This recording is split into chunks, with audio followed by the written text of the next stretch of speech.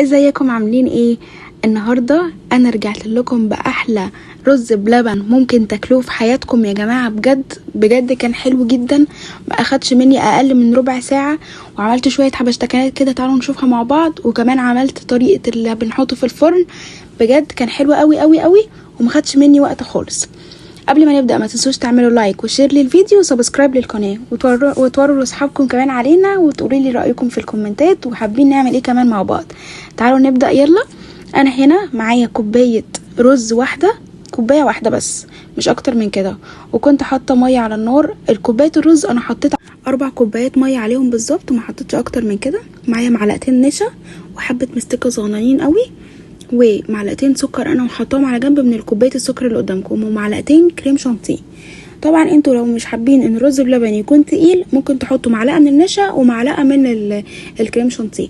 الرز هيبقى معايا بالمنظر ده، شايفين؟ يعني ابتدى يطلع النشا بتاعه. يعني انا خليت الميه تنشف شويه، حطيت السكر عليه واقلبه كويس قوي. حطيت السكر لان انا ما كانش عندي سكر بودر، انا حطيت السكر على طول عشان يدوب على طول. ونزلت بلتر ونص لبن، لتر ونص لبن بالظبط، لا اكتر ولا اقل. انتوا حابين يبقى اكتر تحطوا برضو براحتكم، بس كوبايه الرز انا حطيت عليها لتر ونص. انا هنا هرست المستكه في معلقتين السكر اللي كانوا على جنب دول، وهنا هنعمل مع بعض المعلقتين النشا ومعلقتين الكريم شانتيه ونحط عليهم كوبايه لبن. لازم ندوبهم بره، ما نحطهمش على طول على الحله بتاعه الرز بلبن لانه هيكلكع جدا وهيبقى باظ خالص معانا. لازم ادوب ده كويس قوي قوي، وحتى ما يبقاش فيه حبيبات، لا يعني كله يكون داب. هيبقى معايا بالمنظر زي ما انتم شايفين كده. هننزل بقى بالسكر اللي عملناه بحبه المستكه وهنقلبهم مع بعض، وبعدين هنزل دلوقتي بالخليط اللي عملناه مع بعض الكريم شانتيه والنشا.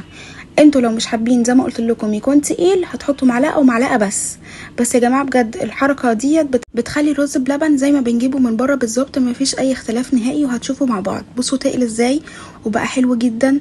انا حطيت كمان كيس فانيليا بس ما جاتش في الفيديو. انا هنا حطيت في الكاسات بتاعتي او الاطباق اي حاجه انتوا عايزينها، وزينت. حطيت هنا كريم كراميل، وحطيت كنافه، وكان عندي سوداني حطيت عليه. انا هنا عملت حرف القناه بتاعتنا اللي هو الاس، وده حرف الام بتاعي انا. وكده انا خلصت الطبق بتاع الفرن. انا عملت ايه؟ حطيت شويه رز بلبن عليهم نص معلقه سمنه بالظبط، ولو في قشطه حطه، وحطيته في الفرن اخد وش وطلعت. وبس كده. يا رب يكون الفيديو عجبكم والطريقه تكون سهله عليكم. ما تنسوش تعملوا لايك وشير للفيديو وسبسكرايب للقناه، وتقولوا لي رايكم في الكومنتات وحابين نعمل ايه مع بعض تاني عشان نعمله مع بعض. يلا باي باي.